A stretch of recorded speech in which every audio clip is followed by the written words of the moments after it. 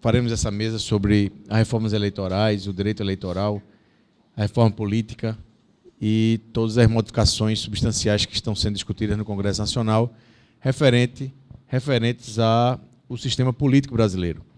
E por que esse tema entra aqui com essa importância aí no final do evento? Um evento que tratou de mudanças na vida das pessoas, como a previdência, como o direito do trabalho, as reformas trabalhistas, a questão da liberdade, né, e as delações premiadas, as prisões cautelares.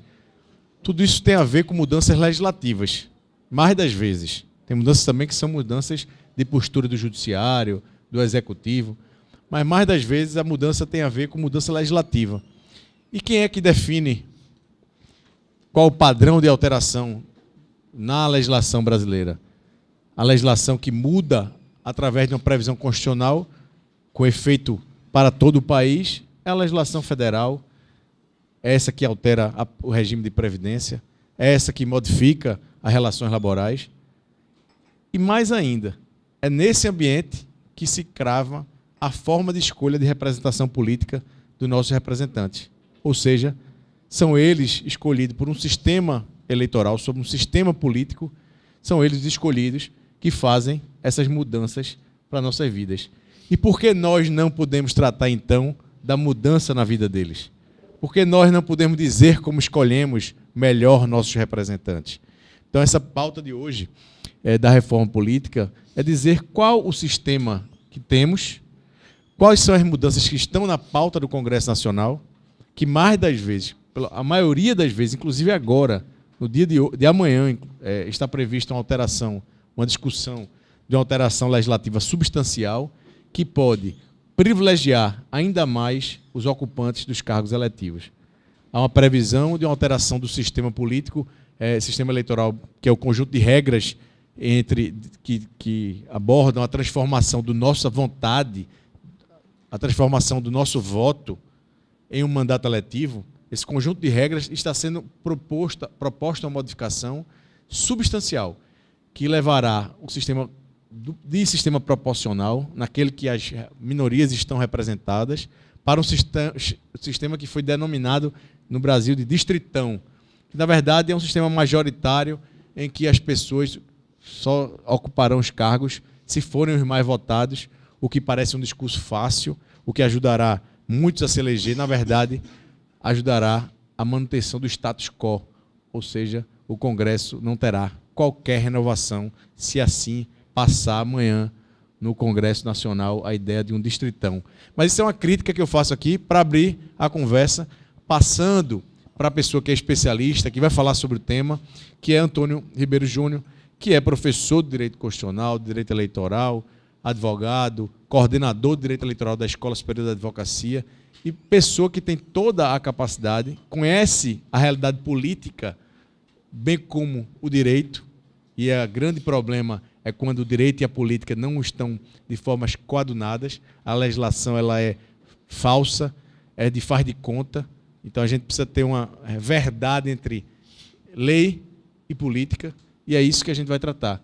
O sistema, e é isso que Júnior vai tratar, Antônio Júnior vai tratar aqui para vocês, sobre que sistema é esse que a gente tem, quais as possibilidades e qual é esse que estão querendo inventar agora para o Brasil. Então, eu vou passar a palavra agora para esse amigo, esse professor que tem se dedicado a esses seminários da ESA, o querido professor Antônio Ribeiro Júnior. Por favor, Júnior.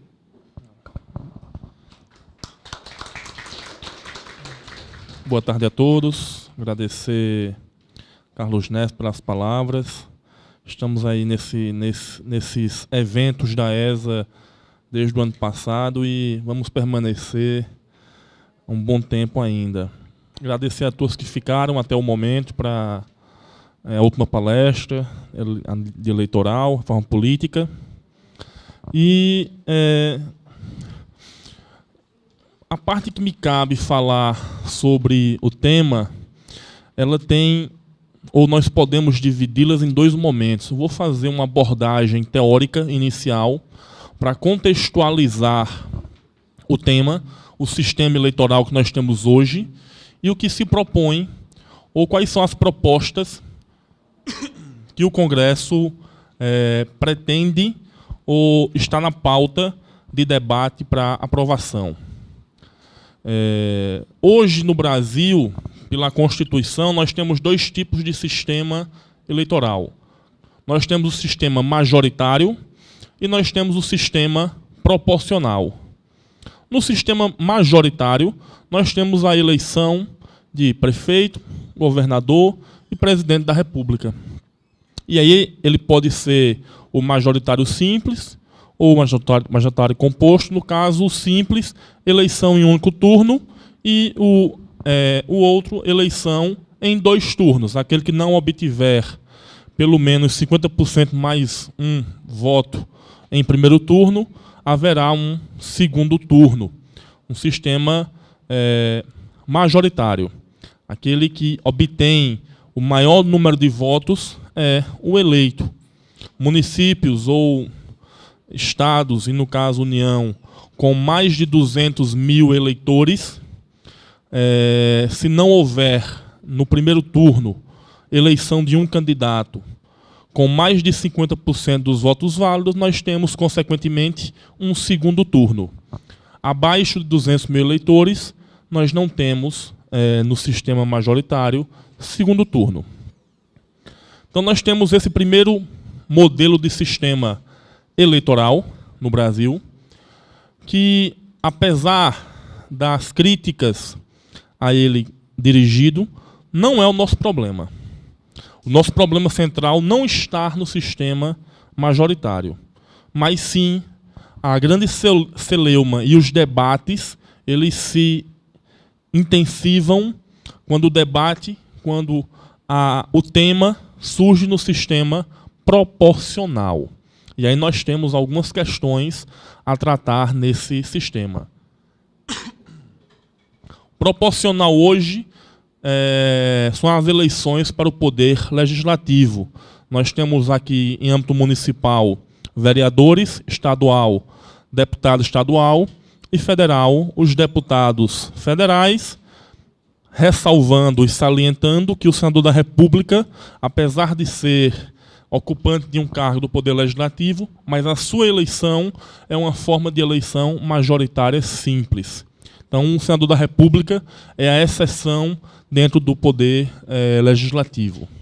E aí nós temos esses 3 representantes, agentes políticos, vereadores, deputados estaduais e federais, que a forma de sua escolha para ocupar o cargo é hoje discutida e debatida como uma tentativa de solução para a crise de representatividade que está instalada no Brasil. O fator, ou um dos fatores, que os críticos do atual sistema proporcional defendem para a sua mudança é a falta de representatividade que o Congresso hoje nacional ele expõe. E aí, o sistema proporcional, a eleição nesse tipo de sistema, ela se dá através de votos. O indivíduo, o cidadão, vota em um candidato específico, que, dentro de um coeficiente eleitoral, poderá ser eleito ou não. Não quer dizer que o voto dado a um candidato, ou o candidato mais votado em uma determinada situação, será o eleito. Por quê? O eleito no nosso sistema atual proporcional é aquele que atinge o coeficiente eleitoral. Para atingir esse coeficiente, nós temos um número específico de cada eleição, e nem sempre o mais votado atinge o coeficiente. Exemplo disso, peguei agora rapidamente, a deputada Luciana Genro, em 2010, teve 130 mil votos para deputada federal e não foi eleita, porque o seu partido não conseguiu atingir o coeficiente. Então, nós temos hoje como ponto de partida o voto para o indivíduo, mas para que ele seja eleito, não basta ser o mais votado, mas que ele atinja também um coeficiente eleitoral, que pode ser de votos dados diretamente a ele, de votos conferidos à legenda do partido, ou de votos que decorreram de outros candidatos que fazem parte da sua chapa no partido, ou do chapão, que é a nossa famosa coligação proporcional, que também está em xeque. As coligações proporcionais hoje também estão em xeque, estão passíveis de serem extintas do sistema brasileiro. Rapidamente, chamar nosso amigo Pablo para compor a mesa. Chegou agora. Pablito, chega aí. Então, nós temos aqui essa situação. E a crítica que se faz ao modelo atual é: o voto que eu dou ao candidato, ele nem sempre elege quem eu queria, elege outra pessoa. E aí vem o chamado efeito Tiririca. Tiririca tirou 1 milhão e tantos votos em São Paulo e elegeu ele e mais 3 ou 4 deputados. A gente chama de cauda de votos. O restante dos votos, depois de formado e atingido o coeficiente Tiririca, teve uma sobra de votos que atingiu mais 3 ou 4 coeficientes que elegeram outros deputados que sozinhos não teriam condições de se eleger.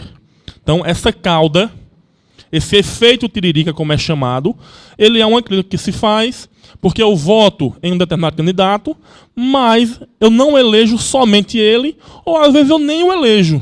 Ele não é nem sequer eleito.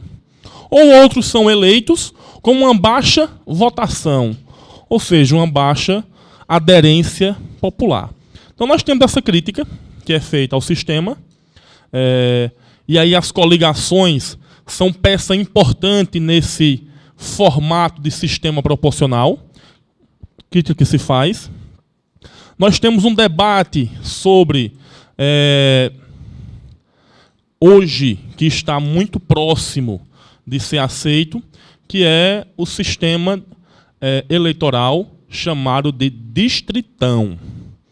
Através desse sistema distritão, que, pelo o que a gente tem ouvido falar no Congresso, vai passar já para as próximas eleições, é que eu vou eliminar o coeficiente eleitoral, eu vou eliminar a cauda e eu vou transformar o sistema proporcional, ou seja, eu vou deixar de ter um sistema proporcional e eu terei um sistema um pouco mais parecido com o majoritário. Por quê? Porque eu continuarei votando em um determinado candidato,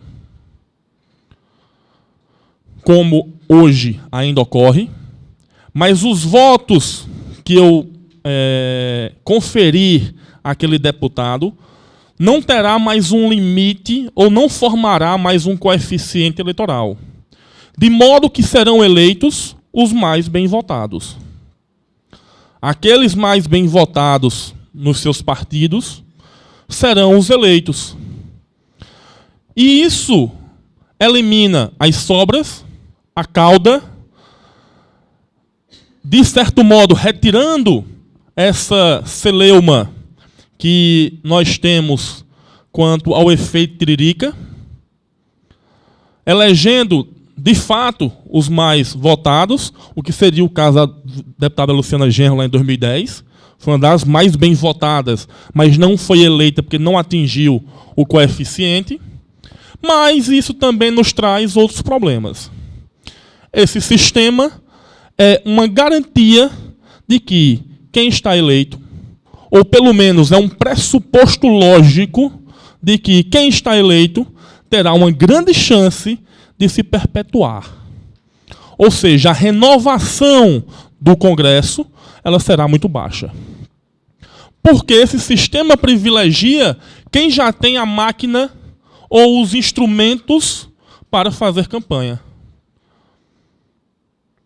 aqueles novos que estão chegando sem um instrumento econômico, político, terão grande dificuldade para ascender e chegar a uma cadeira do poder legislativo.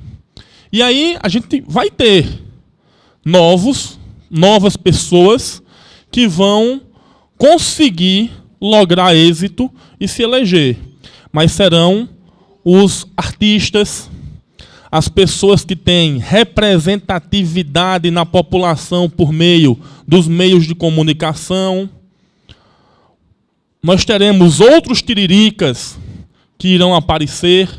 Então, aquelas pessoas que têm aderência na população por outros meios sociais e midiáticos terão bem mais chances e possibilidades de se eleger do que outros que dentro do contexto não terão armas ou não haverá uma paridade de armas para se disputar igualdade. Então, além disso, há uma outra crítica, que é o problema do partido político. Todo esse distritão ele tem como condão enfraquecer o partido político em razão da escolha dessas pessoas pinceladas que têm aderência social, midiática, para vencer, mas que nem sempre representam a ideologia ou os dogmas partidários. E nós já temos hoje no Brasil um grande problema de partido político, que é a ausência de democracia intrapartidária. Os partidos políticos não têm democracia ou não exercem uma democracia. E a crítica que se faz ao distritão é que ele poderá piorar ainda mais o processo antidemocrático interno dos partidos políticos. Por fim, só para pontuar rapidamente, nós temos uma outra proposta, que é o sistema de lista fechada. Sistema proporcional, que até um pouco tempo atrás era o que iria ser aprovado, não vamos aprovar a lista fechada, porque é melhor, mas parece que agora já passou. Ninguém nem debateu direito, ninguém nem conversou sobre ela ao certo, e o debate já mudou para outro que ninguém nunca debateu ou debatia muito pouco. Mas o sistema proporcional em lista fechada, ele contrasta o sistema atual também, porque hoje eu voto no candidato A ou B. Especificamente, eu dirijo o meu voto ao candidato A ou B. Com a lista fechada, eu não vou destinar meu voto ao indivíduo candidato, mas sim à legenda do partido. E o partido é que, previamente às eleições, vai definir a lista de candidatos hierárquicos. Então, eu mantenho o coeficiente, vou eleger por meio do coeficiente, mas eu não vou votar em um candidato específico. Eu vou votar na legenda, no partido, e o partido é que vai definir quem será o primeiro, o segundo e o terceiro eleito quando se atingir o coeficiente eleitoral. E aí, mais uma vez, vem a crítica de que esse modelo de sistema eleitoral proporcional por lista fechada, ele, no Brasil, seria falho por conta da nossa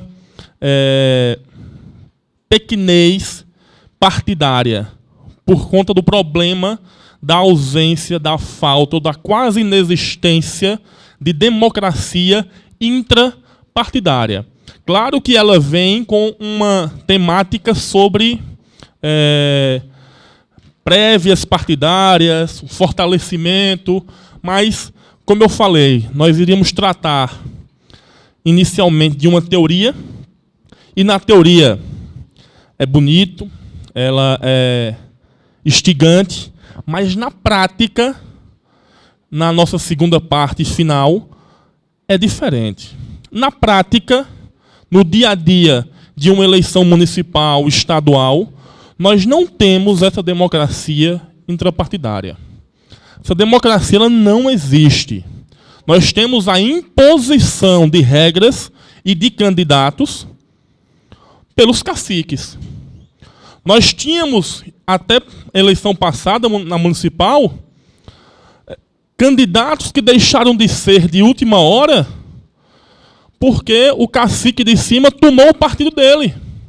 Porque ele fechou, de última hora, um acordo com a oposição, tomou o partido e o vereador, o prefeito não pode ser candidato. Porque o partido foi tomado, seu direito foi tolhido.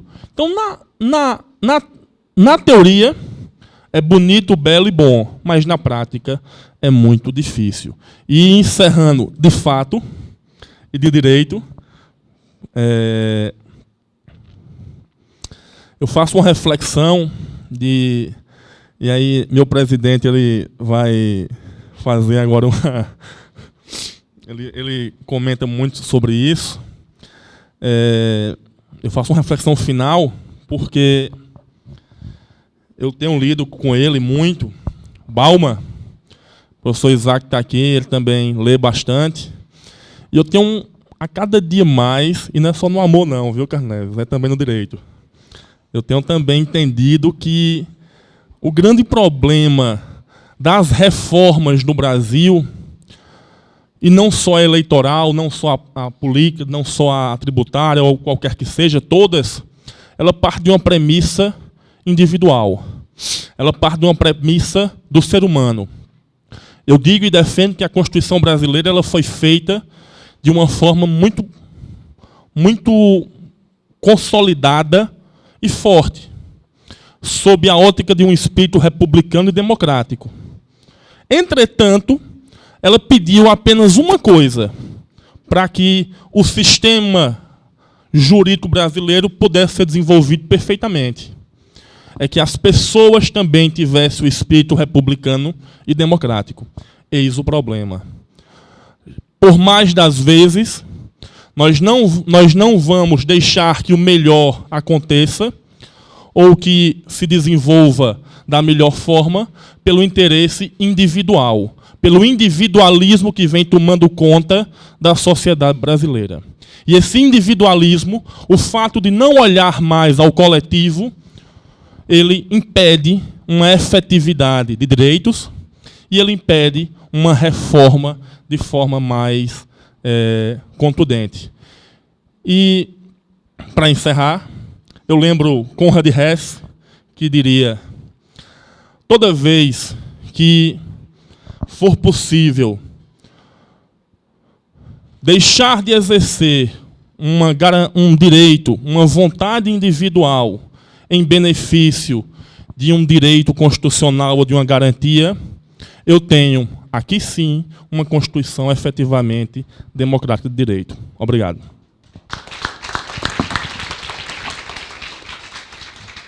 Com essas belas palavras do professor Antônio Júnior, que cita Bauman sempre que pode, porque nesse mundo líquido de Bauman que a gente vive, da fluidez das relações interpessoais, também assim o são das relações na própria norma, na própria Constituição, na estruturação do Estado democrático, que flui, que deixa, se vai, muitas vezes, sem força diante do individualismo, que, né, é uma doença mundial, não só no Brasil. Mas eu também quero, completando o que o Júnior disse, passar para o querido amigo Pedro Pontes, que é advogado combativo na área do direito eleitoral, direito administrativo, e tem também caminhado com a gente nas caravanas do direito eleitoral. Da Comissão do Direito Eleitoral, Pedro trabalhou em várias campanhas e tem estudado e pesquisado alguns temas.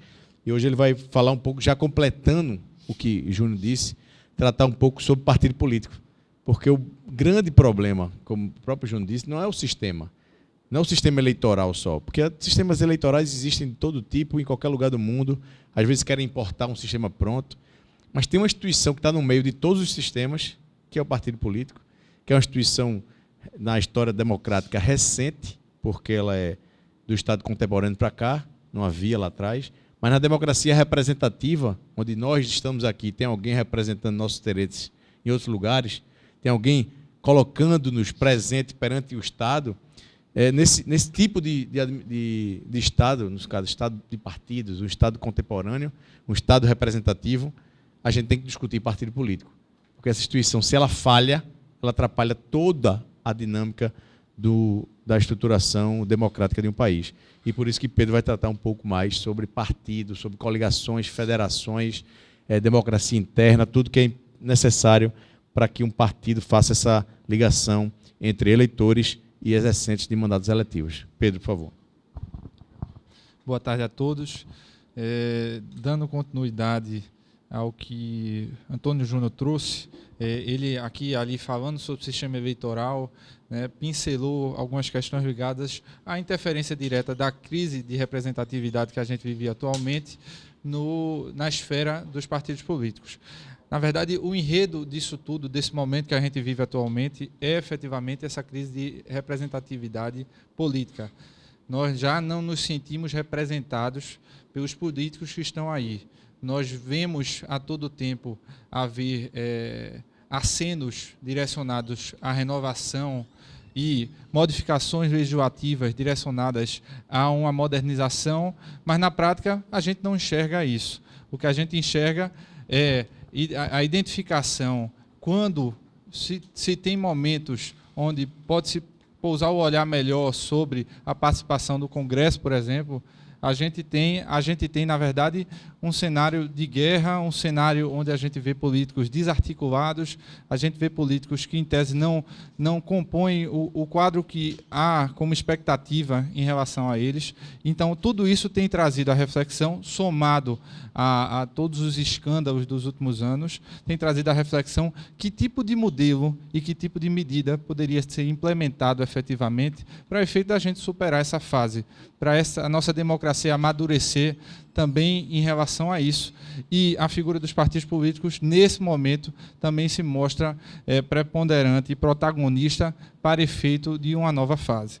Então, entrando nesse assunto, o que a gente encontra dentro dessa crise de representatividade são reformas sem sistemática, reformas soltas, reformas legislativas que não compõem um movimento único, que não tem um direcionamento. Na verdade, os próprios beneficiários das reformas políticas, os políticos que vão de 2 em 2 anos, de 4 em 4 anos, a depender das casas legislativas e das eleições majoritárias, vão ser submetidos ao voto popular. Eles, efetivamente, vêm realizando reformas que estão ali num cenário de manutenção de mandatos, de manutenção de atores e de dificultar o quanto se possa, dentro desse individualismo que Antônio Júnior colocou, efetivamente um novo modelo de exercício da política.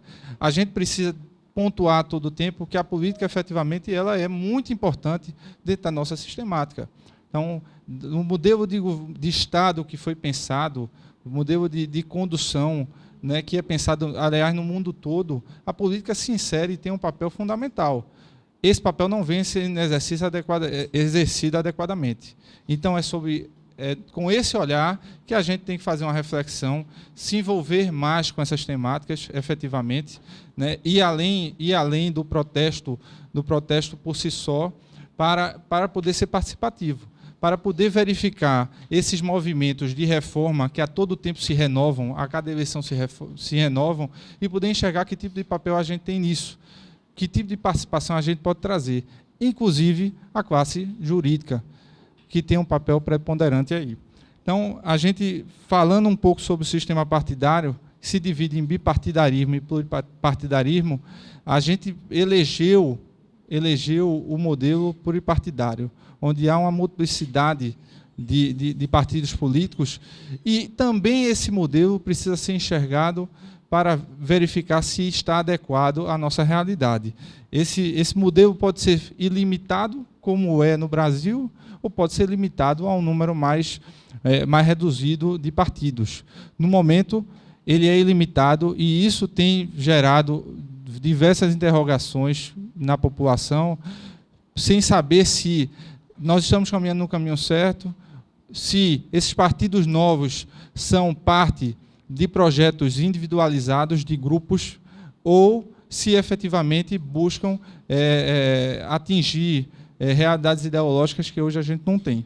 Então, a título de dado, é um dado que todo mundo conhece um pouco, a gente tem atualmente 35 partidos criados em operação. São partidos que têm o corpo próprio, têm sistemática, são partidos que recebem dinheiro do fundo partidário, são partidos que têm, no mínimo, algum tempo de TV e de rádio, são partidos que têm o que negociar. Então, esse questionamento que hoje existe sobre qual o propósito desses novos partidos, ele precisa ser levado à reflexão sobre que tipo de modelo nós queremos, né? Além dos 35 existentes, existem outros 56 na fila para serem criados. E aí a gente, avançando um pouco mais para entender, dentro da sistemática partidária, como isso pode sofrer alterações, a gente encontra uma fragilidade que também é consequência dessa causa dessa crise política, que é, como o Júnior até antecipou, a falta de democracia interna. Esses partidos normalmente têm dono, normalmente têm cartas marcadas, e o que a gente não verifica é o exercício da democracia inserido no âmbito dos partidos, onde efetivamente ela deveria acontecer, porque ali na verdade, é fonte de estímulo à democracia em todo o sistema. Se houvesse isso, se a gente conseguisse fortalecer, e não é uma coisa que ocorre do dia para a noite, é uma coisa que vai ser paulatina, vai ser com a mudança de mentalidade e perfil das pessoas, a participação da própria sociedade no âmbito dos partidos, onde há identidade ideológica, né, onde há o interesse de uma atuação constante e não de se buscar, conforme os períodos eleitorais, a identificação com os partidos, é que pode trazer melhorias efetivas. Então, a gente precisa tentar entender, no âmbito das alterações, que tipo de alteração pode provocar esses resultados efetivos. Pode provocar um aumento da democracia interna, pode provocar uma abertura para a participação popular, pode provocar nossa participação efetiva durante todo o tempo, porque não é só o acompanhamento ao partido político, é o acompanhamento ao político que efetivamente nós votamos na eleição, é o pedido a fiscalização contra ele, é o pedido de esclarecimento em relação aos projetos que foram prometidos. Então, tudo isso está num pacote que precisa ser visto continuamente. Dando sequência, a gente tem aí uma tentativa de remodelação das regras atualmente em vigor. Existem propostas aí, como existem em relação ao sistema eleitoral, que podem ser implementadas a curto prazo. Como o Júnior disse, a gente tem, para efeito de regras que vão interferir diretamente nas eleições de 2018, um prazo extremamente exíguo agora.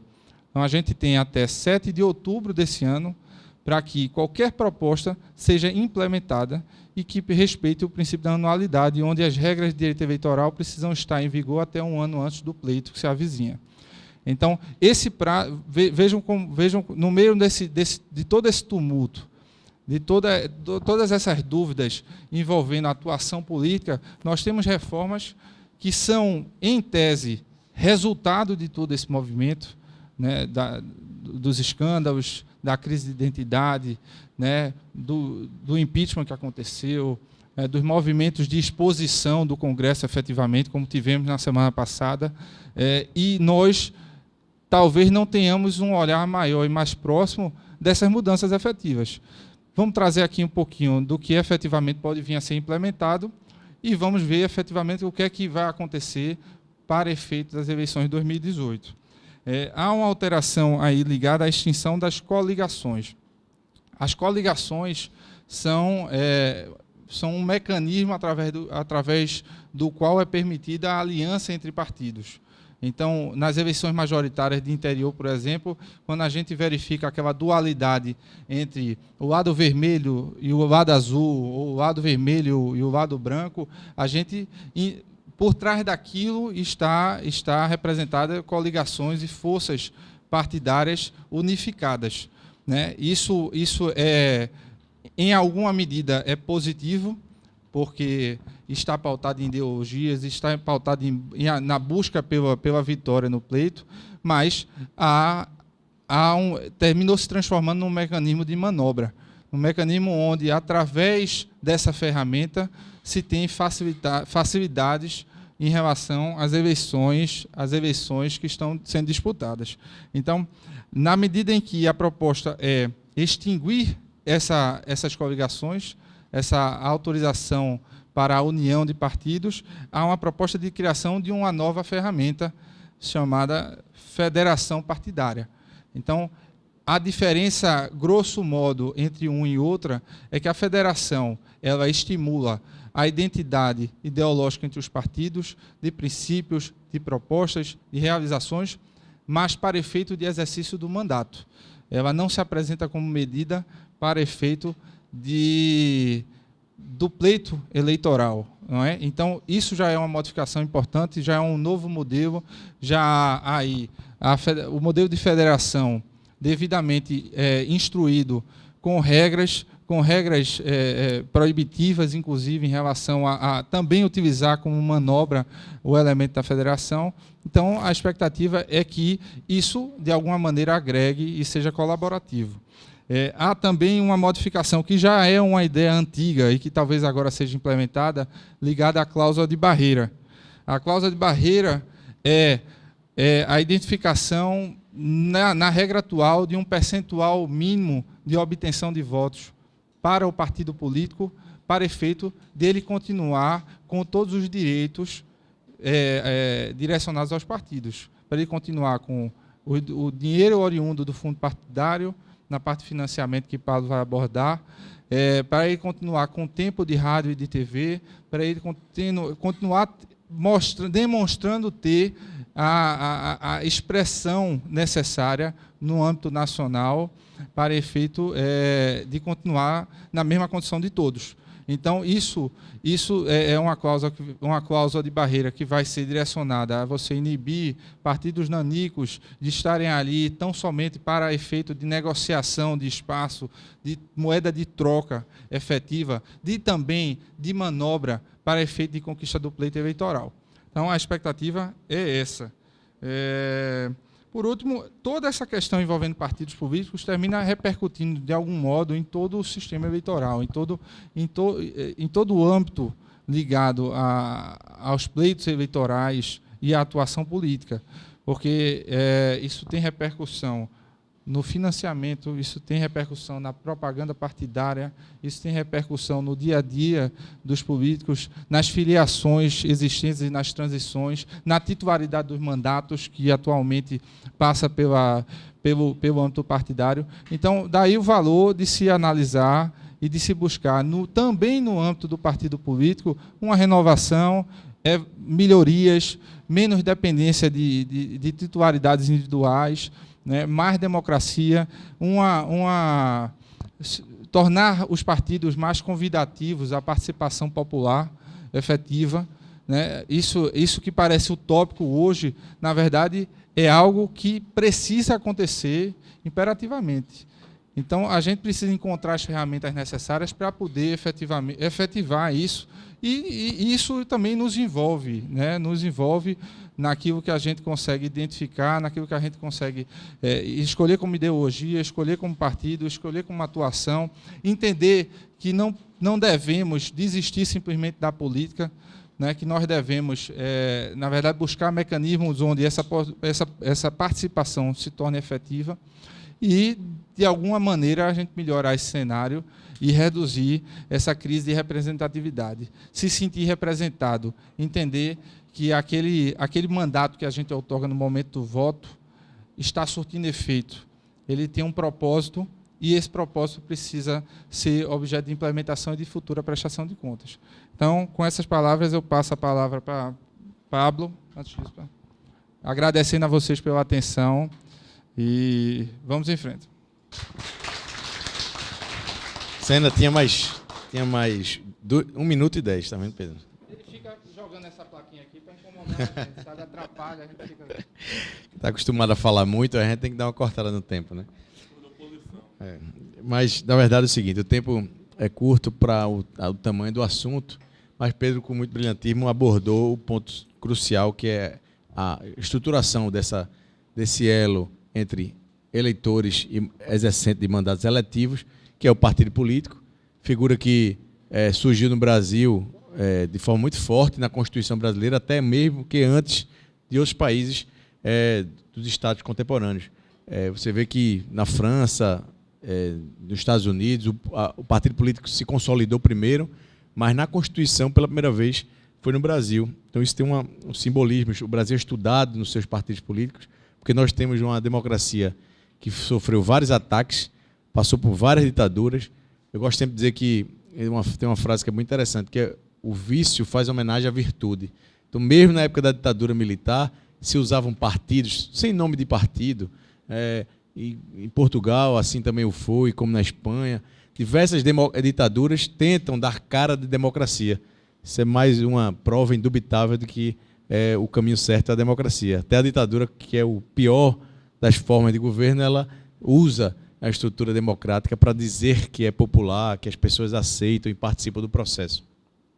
Mas o partido sempre foi importante. E, ao fechar, Pedro falou de um ponto crucial, que é o ponto de que a democracia é o mais difícil dos sistemas, mas não há outro melhor. Isso, frase atribuída a Churchill, a vários e vários, mas há dúvida, inclusive, sobre a autoria dessa frase. Mas o que é interessante dizer é que a democracia ela é cara, ela custa, ela tem um preço para ser exercida. Nós estamos aqui debatendo coisas de interesse da sociedade, mas, em regra, estamos em casa ou no escritório da gente, cuidando da nossa vida pessoal. E tem alguém cuidando do buraco da rua, a camada de ozônio. Tem alguém cuidando da economia, do poste, da saúde pública. Tem alguém representando nossos interesses. Isso tem um custo para que essas pessoas se dediquem à coletividade. O Estado, esse contrato social que a gente fez para administrar a nossa vida pública, tem um preço, tem um custo para se chegar a esse exercício do poder, para saber quem são os melhores e quem são os que nos representam. Esse custo operacional, na lógica moderna, chama-se financiamento político. Há uma necessidade de financiar a seleção de quem são os nossos representantes. Isso não pode ser pago pelo Estado, no financiamento público, pode ser pago pela iniciativa privada, pelas empresas, pelas pessoas. Cada sistema político próprio, né, cada Estado, desenhou uma forma de sistema político. E nós mudamos recentemente o nosso. Nós expurgamos as empresas. O sistema político brasileiro tirou a doação de empresas, de corporações, mas permaneceu a doação de pessoas físicas e a doação e o financiamento público. E aí Pablo vai tratar um pouco disso hoje, porque isso tem a ver com o financiamento do partido, das campanhas e do exercício da cidadania. Então eu passo agora para mais um amigo, um colaborador ativo da Escola Superior da Advocacia, Pablo Bismarck, que é uma pessoa que tem não só a experiência do direito eleitoral, como também atuação no direito administrativo, diretamente na administração pública, conhece a realidade da administração pública, conhece o processo político na prática e na teoria. Então, Pablo, você tem aí seus 15 minutos também. Muito obrigado.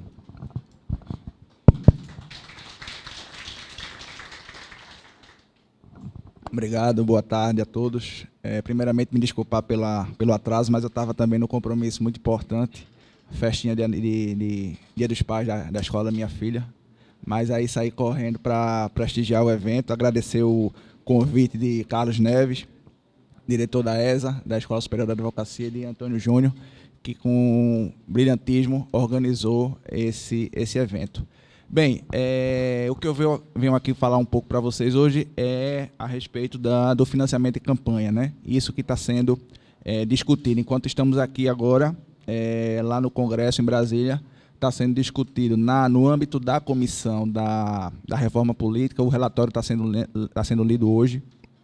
E entre vários aspectos que estão sendo discutidos, o financiamento é um deles. Antes de adentrar no tema mesmo, eu só queria trazer um pouco já que o tempo me permite, 15 minutos, trazer um pouco de algumas reflexões sobre essa reforma. Na verdade, o que está sendo chamado de reforma política não é uma reforma política em si, é uma reforma meramente eleitoral, é uma reforma meramente da legislação eleitoral visando o pleito do próximo ano, né? Uma reforma política, ela é o gênero, ela é uma das espécies é a reforma eleitoral. Mas aí o que ocorre é que a cada ano da entre-safra, que é aquele ano que antecede uma eleição, a classe política se movimenta para alterar as regras do jogo, né, muitas delas ao sabor das conveniências de grupos, né, de A, B e C, e dizer que essa reforma que está sendo hoje discutida, na verdade, é uma coxa de retalhos, né, podemos assim dizer. A reforma política em si, como questão macro, ela trata de coisa muito mais complexa, de organização do Estado. O que está sendo discutido hoje aí não, é um planejamento mais voltado para as eleições do ano seguinte. Então, uma outra reflexão que eu queria trazer é que essa reforma que também está sendo discutida, ela visa minimizar a crise política que está sendo posta no país, que foi posta no país, né? É uma crise política que atinge todos os governos, A, B e C, atinge todos os partidos, é uma crise que não está instalada somente no Executivo, também no Legislativo e, por que não, no Judiciário também. E dizer também que a reforma ela busca também dar um efeito mais disciplinador à questão da crise de representatividade, como o Pedro aqui bem mencionou. É uma crise de representatividade que se apresenta de duas formas. Primeiro, ela se traduz no Congresso mais fragmentado do planeta. Temos o país hoje com mais representação partidária no planeta. São 35 partidos representados com assento no Congresso, mais 56 buscando um espaço nessa fila com a intenção de se formalizar junto ao TSE. E ela também se apresenta sobre um outro viés, que é o fato de que apenas 30 e poucos parlamentares foram eleitos diretamente com seus votos. Os demais foram literalmente carregados pelas alianças, pelas coligações que formaram. Então, essa crise de representatividade é uma coisa muito, muito séria e que esperamos que as alterações legislativas que estão por vir possam minimizar isso aí, minimizar esse impacto dessa crise na nossa sociedade. Dizer também que essas propostas elas estão com prazo para serem aprovadas. Até início de outubro elas têm que estar aprovadas para poder ficar vigente na eleição do ano que vem. Por que eu ressalto isso? Porque elas não estão consolidadas num único documento. Tem projetos de lei, tem proposta de emendas à Constituição, e vocês sabem que a votação, o processo de aprovação de uma PEC, proposta de emenda à Constituição, é mais qualificado. Exige 2 votações em cada casa do Congresso, com um quórum de 3/5 cada. Então, de fato, é o que, passado aí a questão do impeachment de Temer, o Congresso agora deve se debruçar sobre a votação da reforma política. Isso daí até Rodrigo Maia, presidente da Câmara, já disse que nas próximas semanas a agenda do Congresso está toda voltada para isso, e já existe um prévio acerto com o Senado para que o que for aprovado na Câmara não haver mudança substancial no Senado, para que os prazos sejam assegurados. Bem, entrando diretamente no tema que me foi posto, a gente vai falar um pouco sobre financiamento de campanha, né? Como é que esse financiamento ele é hoje? Ele é público e é privado. Ele é público por conta porque é dinheiro do fundo partidário. É um dinheiro que é colocado no orçamento da União todos os anos, que esse ano, salvo engano, é quase próximo à casa de 1 bilhão, 1 bi, para todos os partidos, para financiarem seus candidatos, financiarem os seus programas partidários, financiar a sua atuação partidária. E ele é privado através de pessoas físicas, né? Muito embora no Brasil a gente não tenha essa tradição de financiamento, das pessoas contribuírem financeiramente com as campanhas, né? Então, com a reforma ele se torna essencialmente público. essencialmente público. Vai ser criado o FFD, Fundo de Financiamento da Democracia, né? Previsto aí, no início estava previsto um valor de quase 2 bi, mas o noticiário das últimas semanas já se fala em algo em torno de 6 bi, é o que tem se noticiado por aí, e que esse valor ele não será apenas... há uma tendência, ainda não se confirma, claro, que esse valor ele será acumulado ano a ano, né, independentemente da eleição. No ano da entre-safra, no ano quando não houver eleição, esse valor não será utilizado, mas será utilizado na campanha seguinte, juntamente com o que foi projetado no orçamento. Então, o que seria 6 virará 12. Né? Isso aí é uma tendência, o noticiário tem falado muito sobre isso, mas aí a gente vai aguardar as cenas do próximo capítulo para saber se de fato se confirma. E por que esse financiamento? Né? Porque a democracia, qualquer país que queira alcançar a sua plenitude democrática, não sejamos tolos, ela tem que haver dinheiro para financiar de algum modo, né? Seja por dentro ou por fora. Por fora a gente já viu que não está dando muito certo por conta do noticiário aí, os escândalos, a sucessão de escândalos que vem ocorrendo. Então, todo país que queira ser soberano, seja democrático, ele precisa financiar a sua democracia.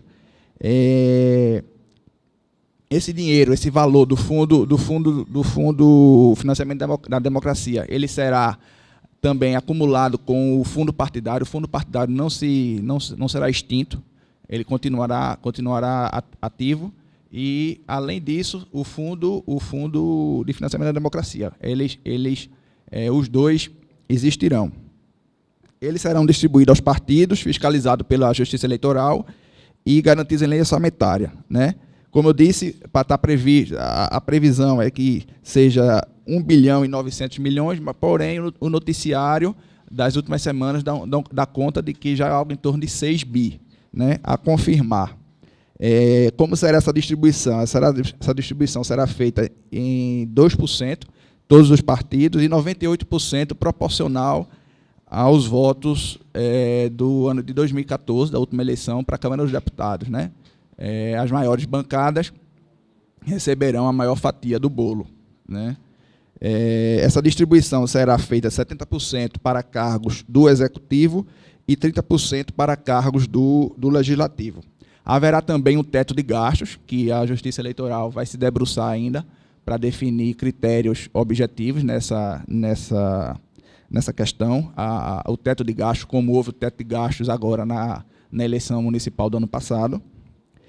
E com relação ao financiamento privado de pessoas, que hoje ele pode ser feito até... O candidato ele pode financiar totalmente os seus gastos eleitorais, né?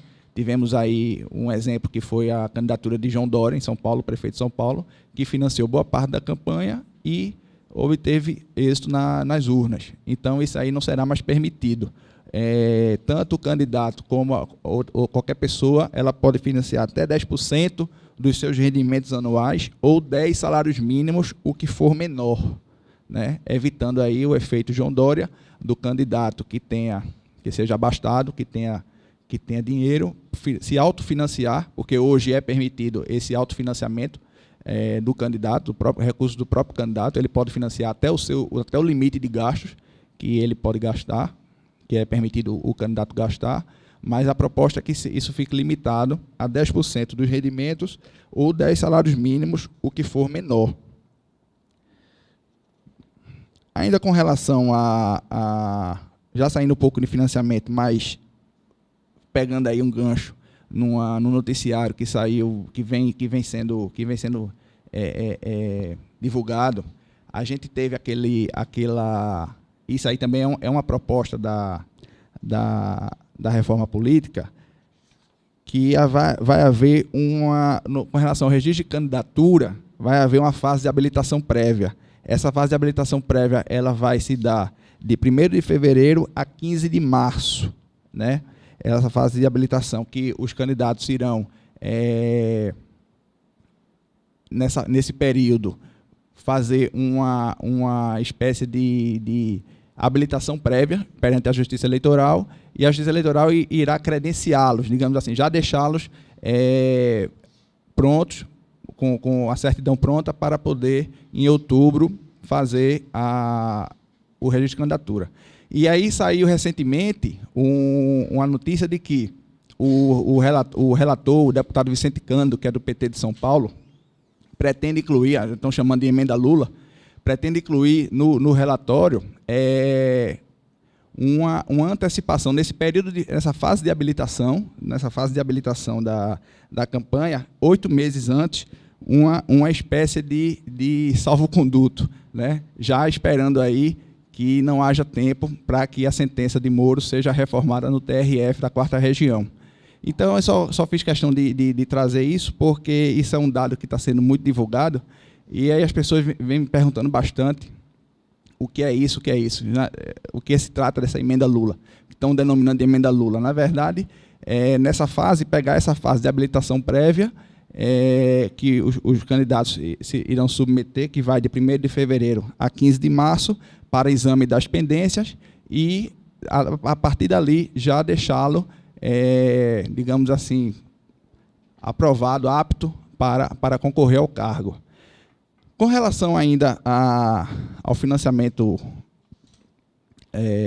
ao Fundo de Financiamento Democrático, só queria ressaltar mais uma coisa. Ele, no relatório do deputado Vicente Cândido, esse financiamento está apoiado em algumas premissas, que é o pluralismo político, a equidade na representação política e o fortalecimento dos partidos, o respeito à soberania popular e a punição severa ao Caixa 2. Com esses argumentos é que o relatório vem sendo construído. Ele está sendo, como eu disse, ele está sendo lido hoje na comissão, e que, para votar amanhã, informação aqui de Pedro, já chegou aqui a plaquinha da advertência. Então, ele está sendo lido hoje na comissão, e tudo indica a votação será amanhã. E, com essas palavras, eu queria encerrar, apenas como Antônio Júnior terminou aqui falando de um filósofo, eu queria também deixar minha frasezinha, né, de Rui Barbosa. É preferível a pior das democracias do que a melhor das ditaduras.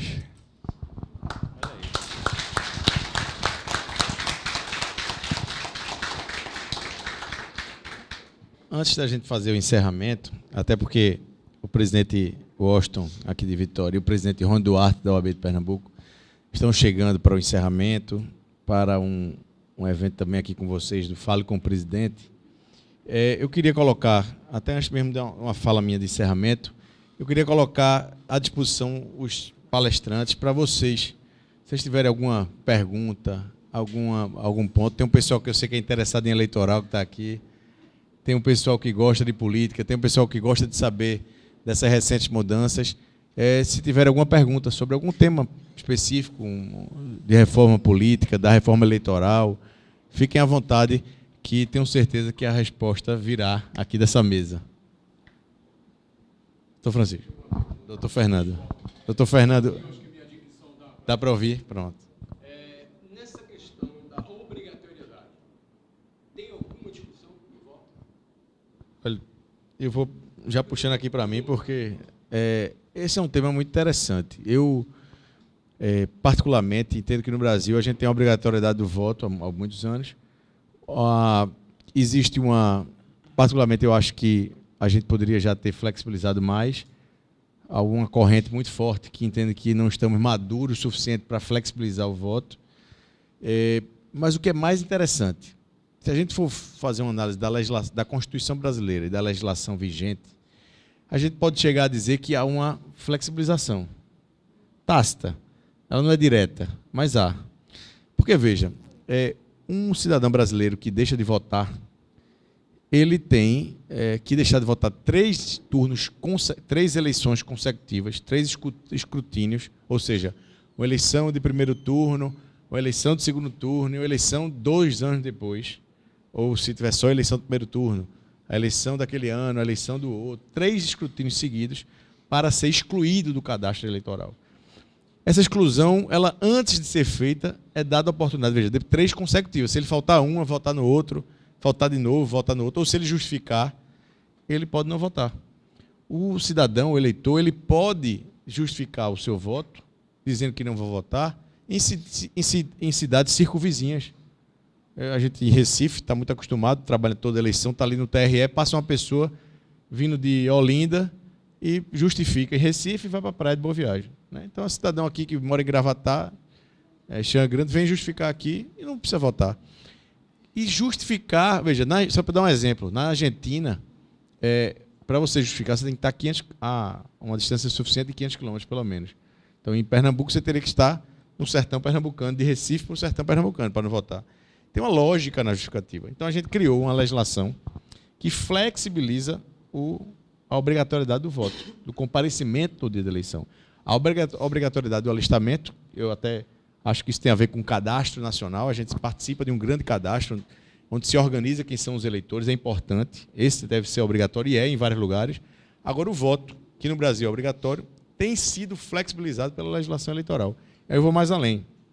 O Código Eleitoral, que apesar de ser de 65, tem resquícios da ditadura, ele tinha uma previsão de que o cancelamento ele não afasta totalmente o eleitor da condição de cidadão. Porque, se você for cancelado seu título, você não pode hoje o quê?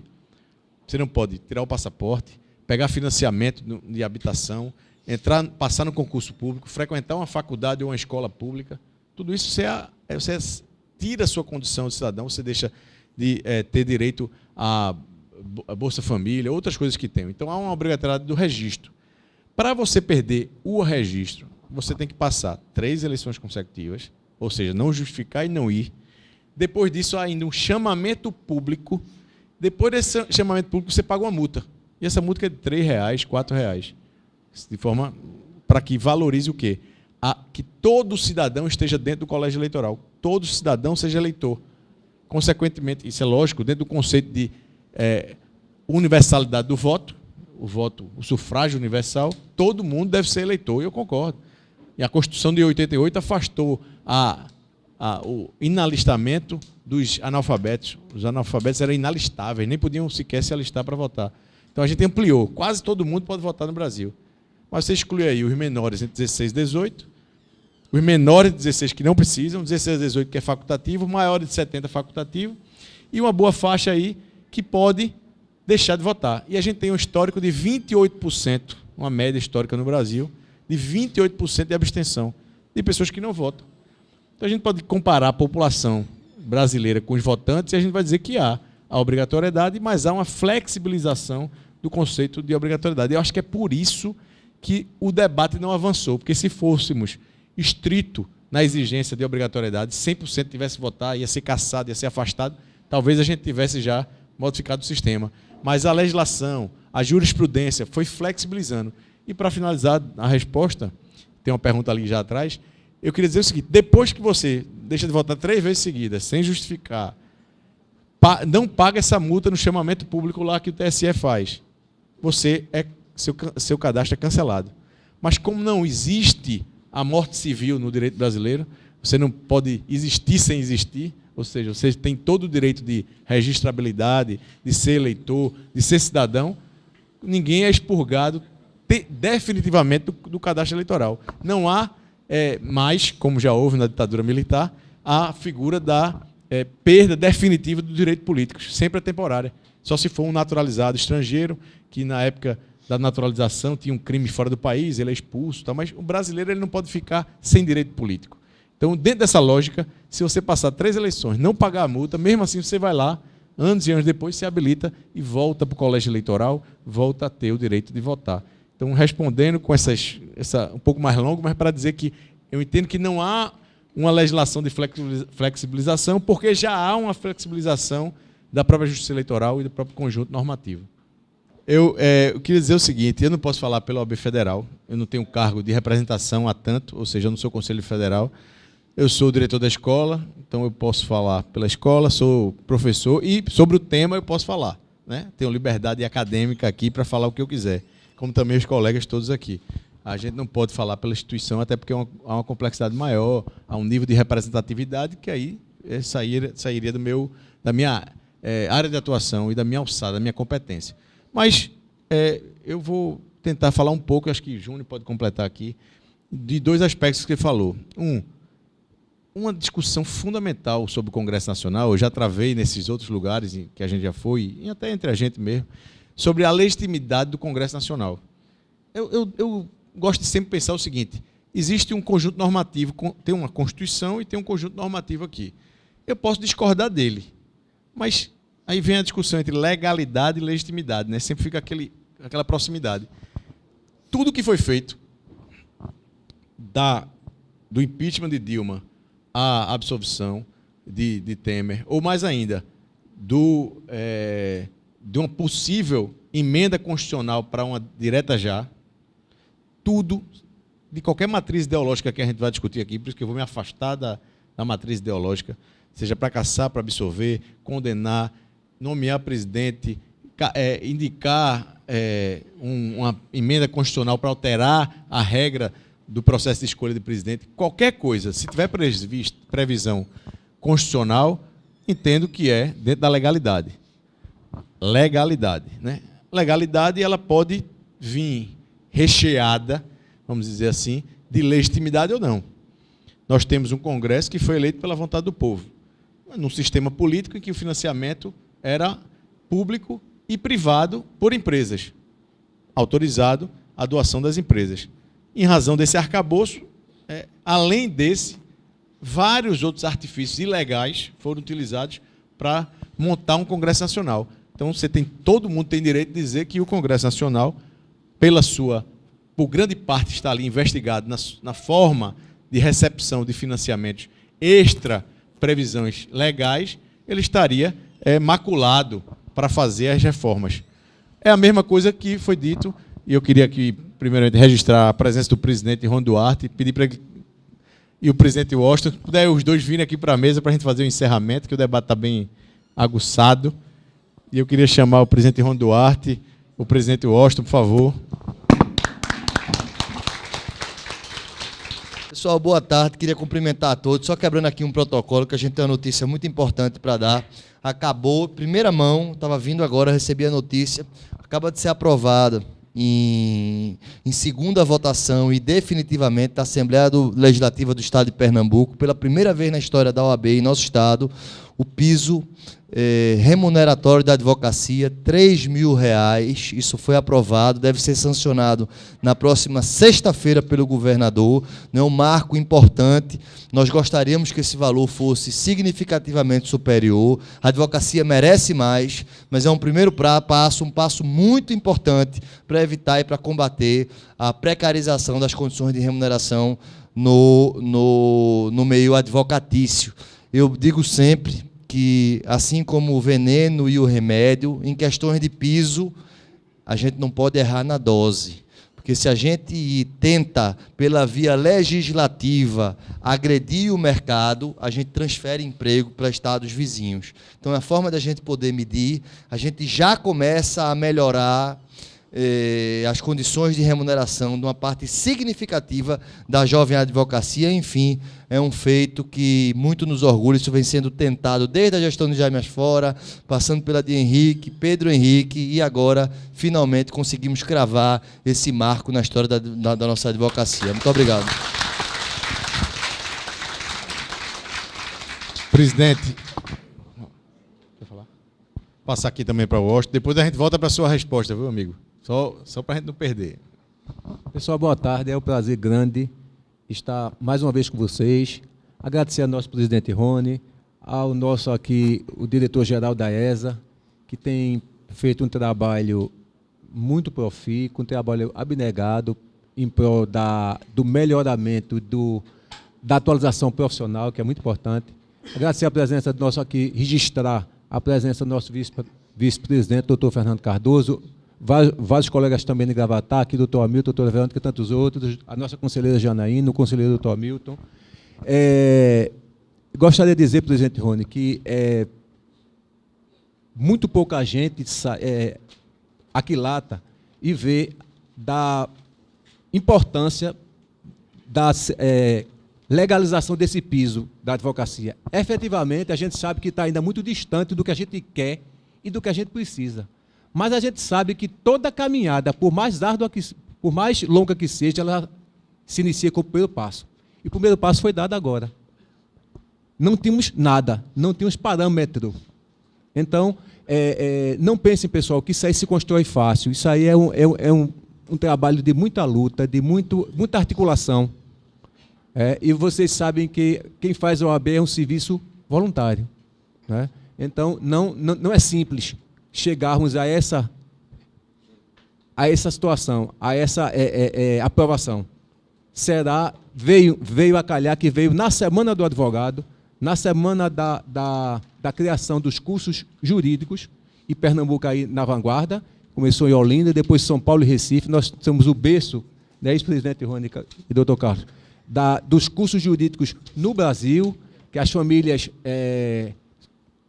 em tempos recuados, para cursar direito tinha que ir para a Europa, depois veio em Olinda, São Paulo e Recife. Então, veio a calhar, queria parabenizar o presidente Rony. Mas, fechando o tema, a grande discussão era legalidade e legitimidade. A discussão essencial é essa.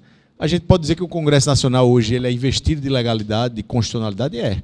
A Constituição estabelece que o Congresso pode definir parte orçamentária através de emendas que serão aplicadas à indicação dos deputados. Há quem discorde, eu particularmente discordo, acho que o Legislativo não deveria ter essa função, mas a Constituição brasileira atribuiu competências próprias de outros poderes a poderes distintos, como, por exemplo, o poder de investigar do Legislativo, o poder do Executivo de legislar, e essa confusão que o próprio sistema de 3 poderes foi construído no Brasil.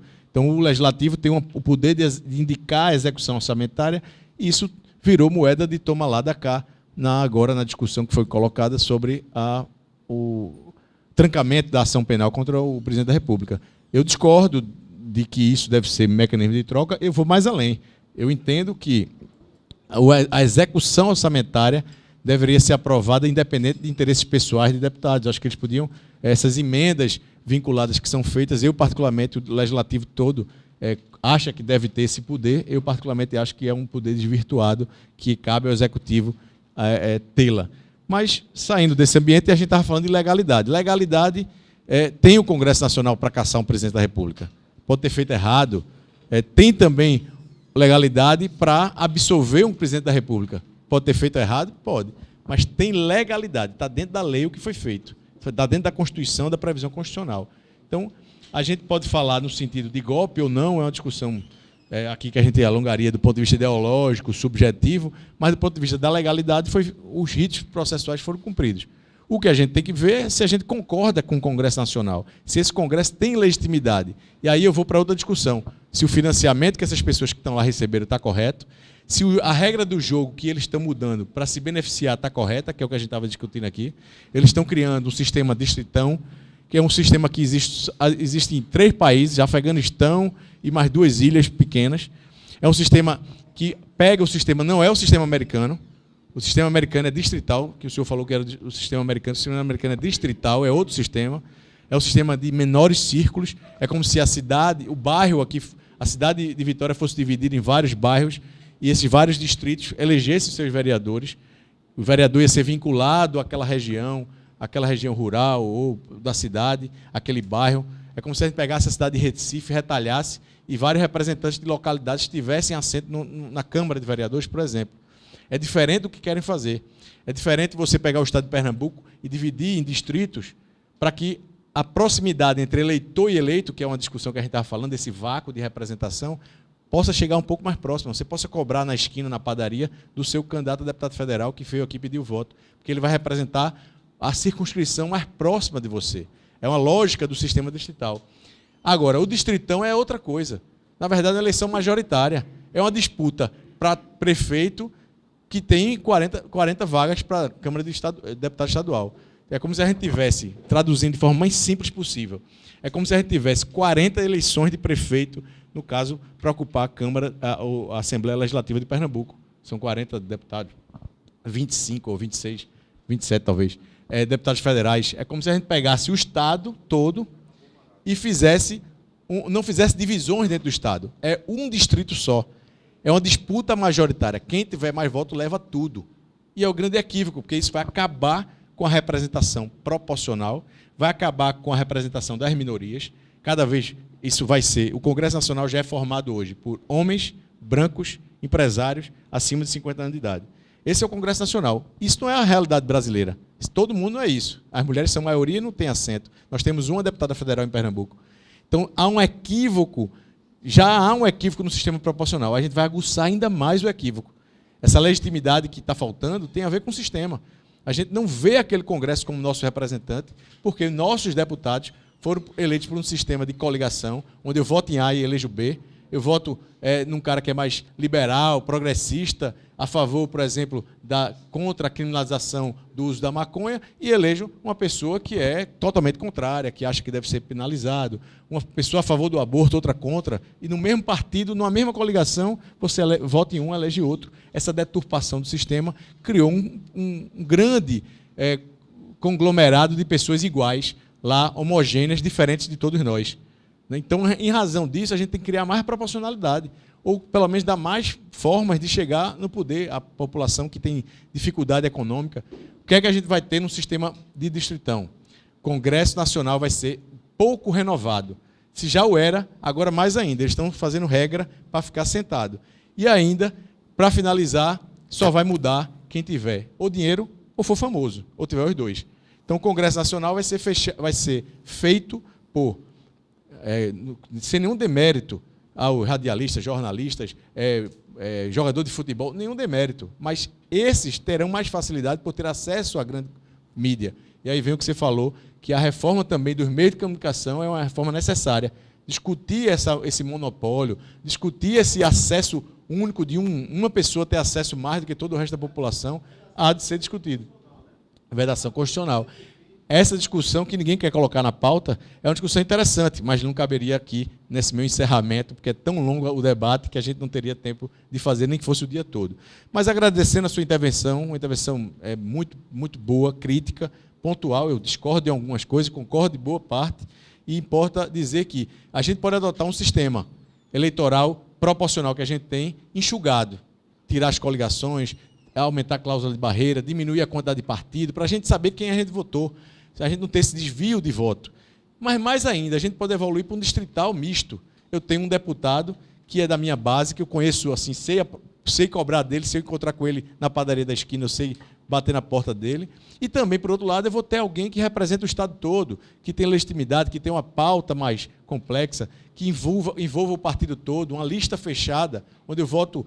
E não voto A em elejo B. Eu voto A sabendo que é o primeiro da lista. Voto em B sabendo que ele é o segundo da lista. Voto lá no 10º sabendo que se o partido fizer 10, ele vai entrar. Isso também vai garantir participação feminina.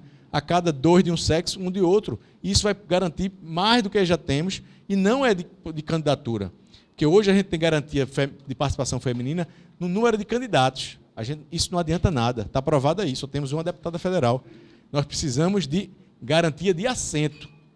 E o distrital misto, uma lista fechada, o partido terá que colocar 2 homens e uma mulher, ou 2 mulheres e um homem. E, consequentemente, a gente vai ampliar para 30% o número de assentos das mulheres no Congresso Nacional, para acabar com essa vergonha que é o Brasil ficar lá no fim da lista de países que têm participação feminina. O que quer dizer que, lembrando que ontem foi o dia de comemoração da Lei Maria da Penha, é com participação feminina que se fazem leis como a Lei Maria da Penha, é com participação feminina é que se fazem políticas públicas voltadas para a mulher, e por isso que deve-se ter assento, mais assento, e não meras candidaturas fraudulentas de laranjas, muitas vezes, para ocupar o espaço que a lei exige, que dá legalidade, mas não dá legitimidade. Então, para isso, a gente precisa de mais participação feminina, mais proporcionalidade e menos desvio de realidade. Eu tenho que votar em A, e saber que estou dando meu voto àquela pessoa que vai me representar, que vai tornar presente a minha ausência perante o Estado, porque eu tenho que cuidar de outras coisas, como nosso trabalho, a nossa família, ou nossa classe profissional, como o caso aqui é a OAB. Então, muito obrigado a vocês por esse dia profícuo. A gente produziu muito aqui hoje, debate sobre reforma trabalhista, previdenciária, CPC, questões penais, e concluindo com a grande mudança que há de se enfrentar, que é a mudança do próprio regra do jogo político no país. Eu agradeço a cada um de vocês, advogados, advogadas, ao Osto por ter nos recebido aqui, ao corpo de servidores, a toda a sua diretoria e conselho, ao presidente Rony Duarte pela confiança que tem depositado na escola, por dar liberdade para que a gente atue com essa intensidade de ir ao interior, com uma pauta que foi dele na campanha e é na gestão, de interiorização, e mais ainda aos palestrantes que todos estão aqui de forma voluntária, ninguém cobra para vir, todos se doam intensamente a esse projeto que é aumentar a discussão, aprofundar a temática e tentar, pelo menos, evoluir um pouquinho a cada dia. Muito obrigado a todos vocês e fiquem com Fale com o Presidente.